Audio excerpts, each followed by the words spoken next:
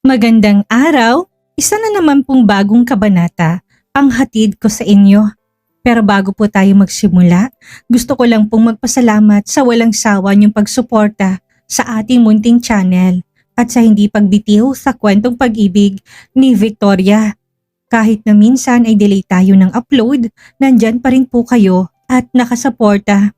Maraming salamat po. Malapit na pong magtapos ang kwento natin at sana ay nandyan pa rin kayo sa mga parating pa nating kwento.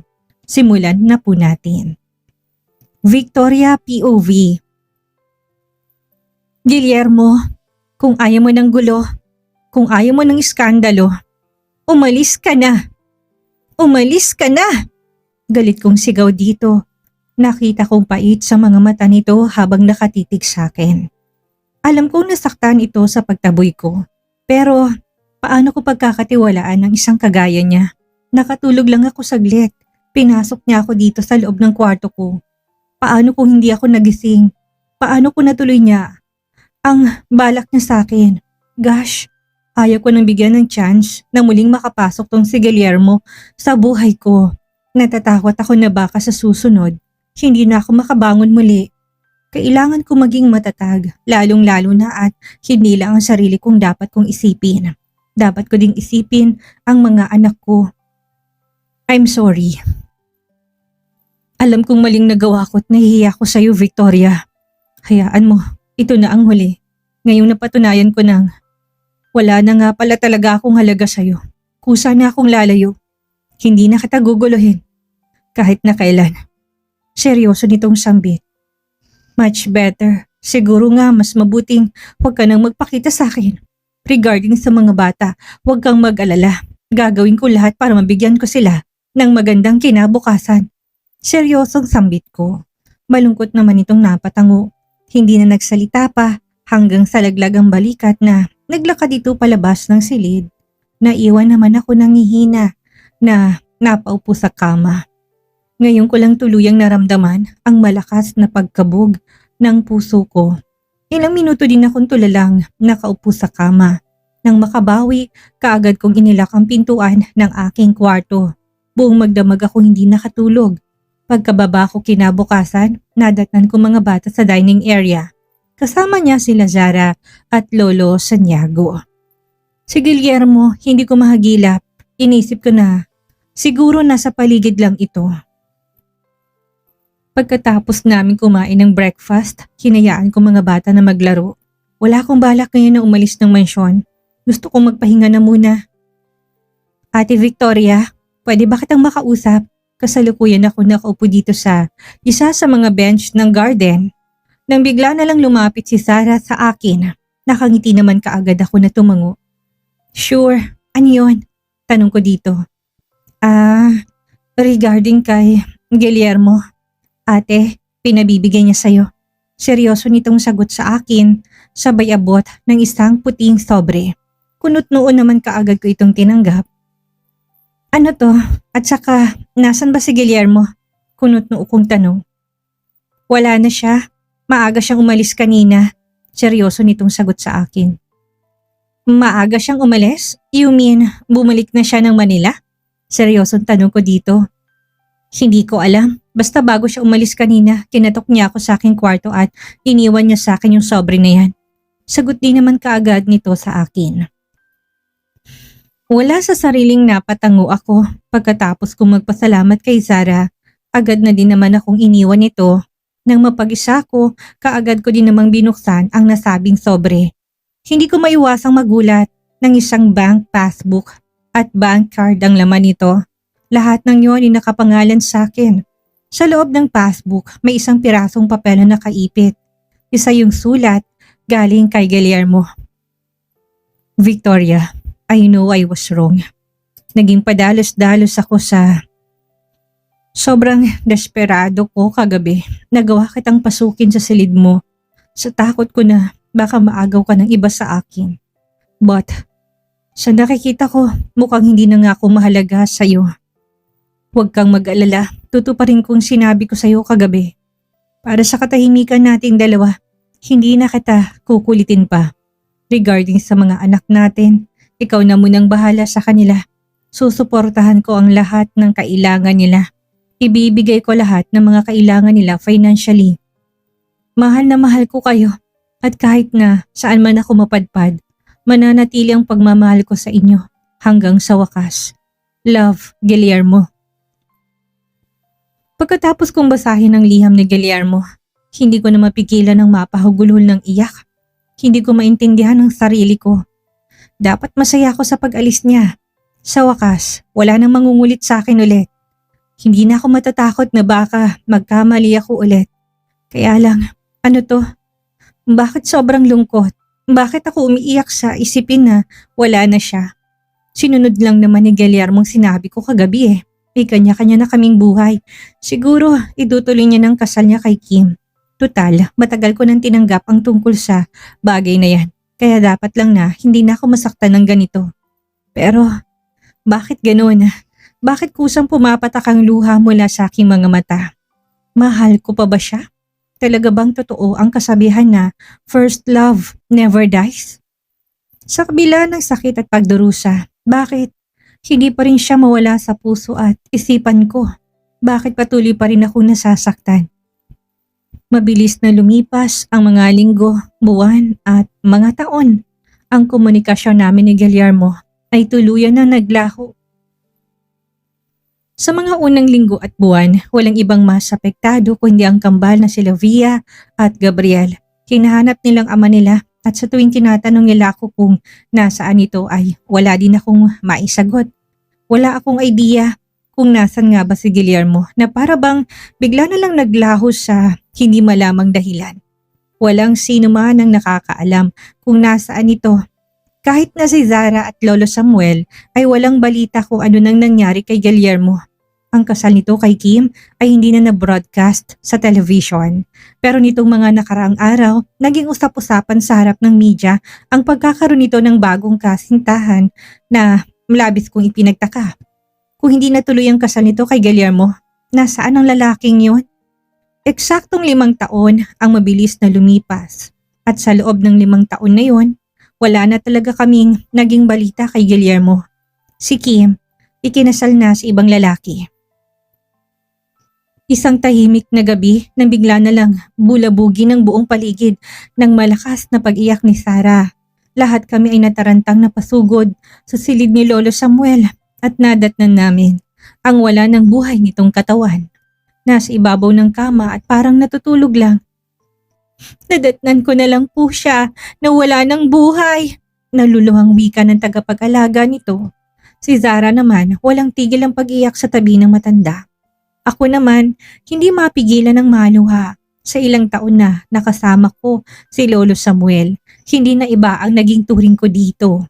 Sa paglipas ng mga araw, halos lahat na nakatira sa mansyon nagluksa sa biglaang pagkawala ni Lolo Samuel. Namatay ito sa katandaan at ang labi nito ay nilibing namin sa himlayan kung saan nakalibing si Papa, pati na din si Yaya Rosie. Sa buong pagluluksa sa pagkawala ni Lolo Samuel, walang Guillermo na dumating. Hindi man lang ito nagpakita at nag-imbestigahan ni Leonardo ang mga negosyong hawak nito. Sa Metro Manila ay napag-alaman namin na si Guillermo pa rin ang may-ari, kaya lang isang malaking palaisipan sa amin dahil never naman daw na nagpapakita si Guillermo sa opisina nito sa nakalipas na 5 taon. Ang humaharap sa mga meetings at ilang mga business gatherings ay ang mga board of directors at iba pang mga taong pinagkakatiwalaan daw nito. Kung nasaan man si Guillermo, yun ang hindi namin alam.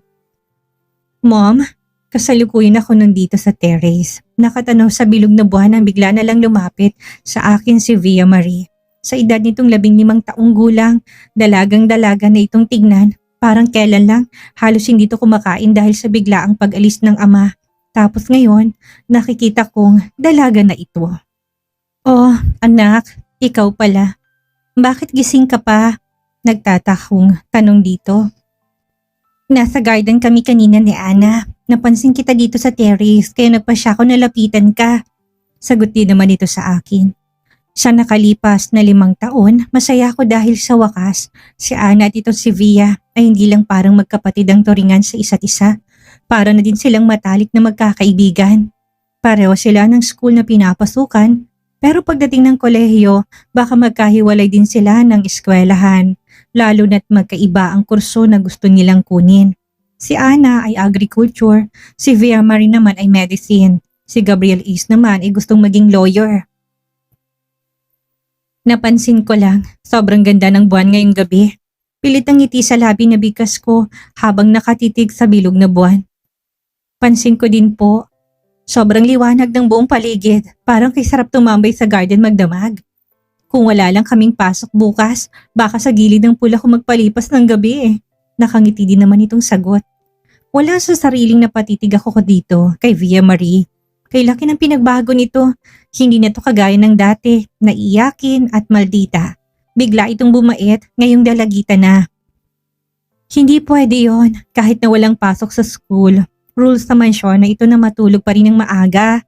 Sambit ko din. I know, but mommy, talaga po bang wala ka ng balak na mag-asawa?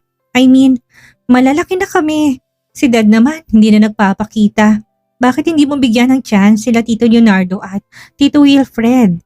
Tanong din naman ito sa akin. Hindi ko naman mapigilan ng matawa. Ano? Ikaw talaga? Malabo yon at saka hindi mo ba nabalitaan na ikakasal na ang Tito Leonardo mo? Kinukuha nga kayong bridesmaid ni Ana eh. Sagot ko din dito. Nagsawa na lang si Tito Leonardo sa kakahintay sa'yo. Mommy, kaya no choice siya kung hindi ang mag-asawa ng ibang babae. Nakalabi naman itong sagot. At tama lang yan, dapat lang talaga na mag-asawa na siya. At regarding naman sa tanong mo kanina sa akin na bakit hindi pa ako nag-aasawa, malabong mangyari yon, lalo na't masaya na ako sa buhay na meron ako ngayon. Sagot ko din naman dito. Totoo naman kasi sa mga unang taon na bigla na lang naglaho si Guillermo na parang bula, mas naging puspusan ng panliligaw nila Wilfred at Leonardo sa akin. Hindi ko nga alam kung ano bang nakita nila sa akin at bakit nagustuhan nila ako eh. Pero, iisa lang ang nangyari. Pareho ko silang binasted, lalo na't katawiran ko, wala na akong hahanapin pa sa buhay na ito. May mga naanak na ako at hindi ko na kailangan ng isang lalaki para maging masaya. Tama na para sa akin na makitang mga anak ko na masaya at kasama sila.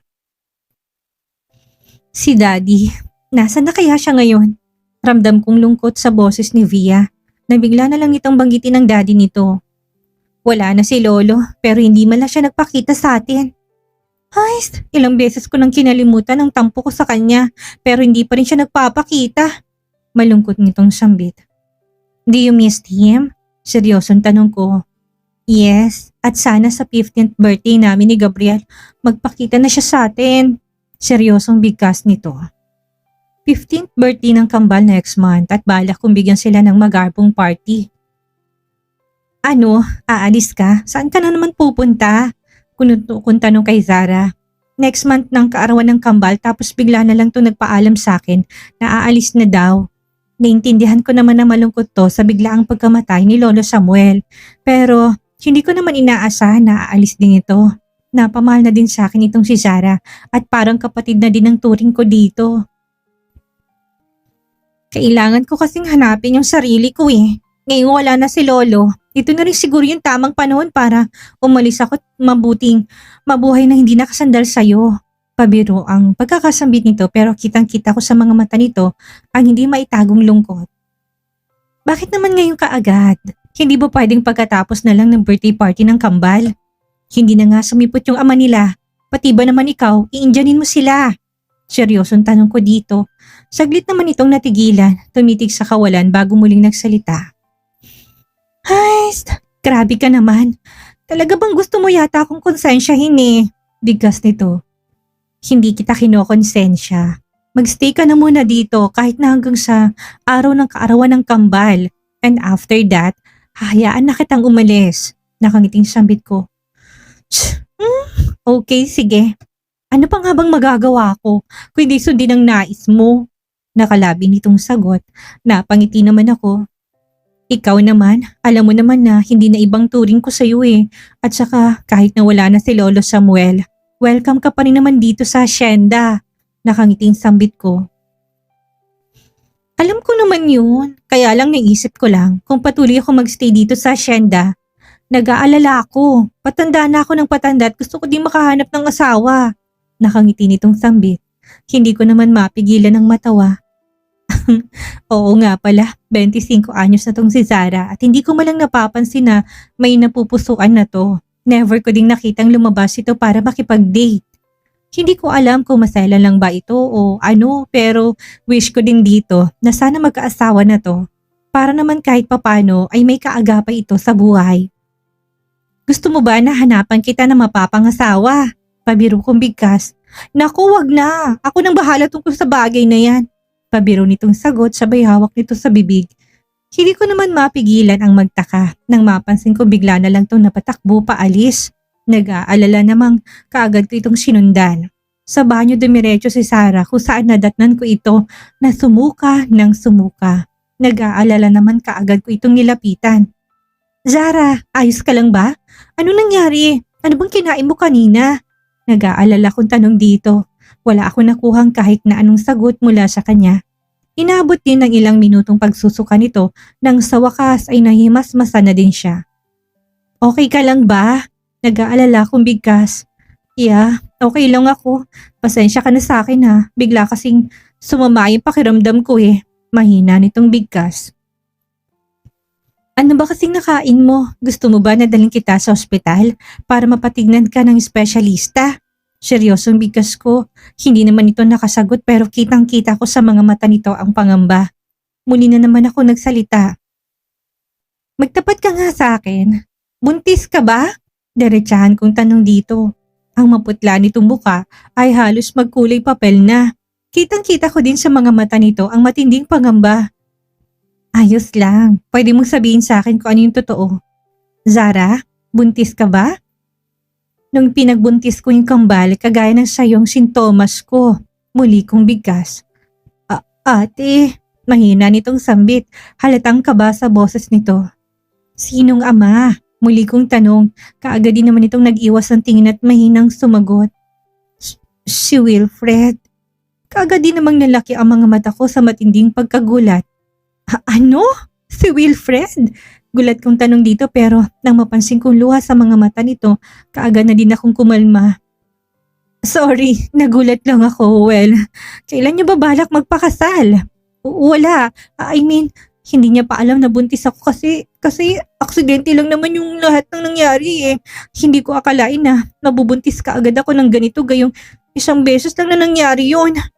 Hindi ko naman mapigilan ng mapabuntong hininga. Aksidente pero nakabuo ka agad. Ibang klase din eh. Okay, sige. Pero sa kalagayan mo ngayon, hindi ko hayaan na umalis ka. Ayusin niyo ni Wilfred yan bago pa lumaki ang tiyan mo. Seryoso kong wika at pagkatapos noon ay kaagad na din akong naglakad paalis. Dumiretso ako ng aking kwarto kung saan pagkapasok ko pa lang tunog ng cellphone kong una ko narinig. Kaagad ko rin na dinampot yon na hindi malang tinitingnan ko sinong tumatawag. Basta ko nalang sinagot yon nang hindi tinitingnan ko sinong nasa kabilang linya. Hello? Kaya lang gano'n na lang pagtataka ko nang wala man lang kahit na sinong sumagot. Hello? Sino to? Kung ayaw mo magsalita, pwede bang huwag ka mang-istorbo ng tao na nanahimik? Yamot kong bigkas. Akmang ibababa ko na sanang tawag nang bigla na lang tong nagsalita mula sa kabilang linya. Hello, Senyorita Victoria. Kumusta ka na? Kaagad na napakunot ang noo ko. Mahigit 5 taon nang lumipas pero hanggang ngayon, hindi ko pa rin nakakalimutan ang boses nito. Kumusta ka na? Ang mga anak natin. Muli nitong wika. Pakiramdam ko bigla ako nakaramdam ng panghihina. Hindi ko na nga namalayan na dumulas na pala sa kamay ko ang cellphone at tuluyan na itong nahulog sa sahig. Matapos ang 5 taong katahimikan at pagkawala na parang bula, bigla na lang tumawag ang boses na kay tagal ding iniiwasan at kinatatakutan ng puso ni Victoria. Kasabay pa nito ang mga hindi inaasahang pagsubok at pagbubunyag. Ang pagpanaw ni Lolo Samuel at ang lihim na pagdadalang tao ni Zara. Ang kabanatang ito ay nag-iiwan sa atin ng isang malalim na pagninilay. Hindi natin pwedeng takbuhan ang nakaraan dahil gaano man katagal ang lumipas na panahon, may mga tao na katadhana pa ring magbalik upang tapusin ang mga hindi natapos na usapin. Sa buhay, madalas nating akalaing naka-move on na tayo dahil tahimik na ang ating paligid. Ngunit ang tunay na paghilom ay hindi nasusukat sa haba ng panahon na lumipas, kundi sa kahandaan ng ating pusong harapin ang katotohanan kapag muling kumatok ang nakaraan. Sino kaya talaga ang tumawag kay Victoria? Si Guillermo na nga ba ito na matagal nang nawawala o may panibagong tao magpapatibok at magpapatakot sa kanyang mundo? At ano kayang mangyayari ngayong nalaman ng lihim ni Sarah? I-comment nyo ang inyong mga haka-haka sa ibaba. Maraming salamat po sa inyong walang sawang pagsuporta at pag-unawa sa ating channel. Huwag niyong kalimutang mag-like, mag-comment at mag-subscribe para hindi niyo ma-miss ang nalalapit at napakatinding pagtatapos ng kwentong ito. Hanggang sa muli, mag-iingat po tayong lahat at God bless.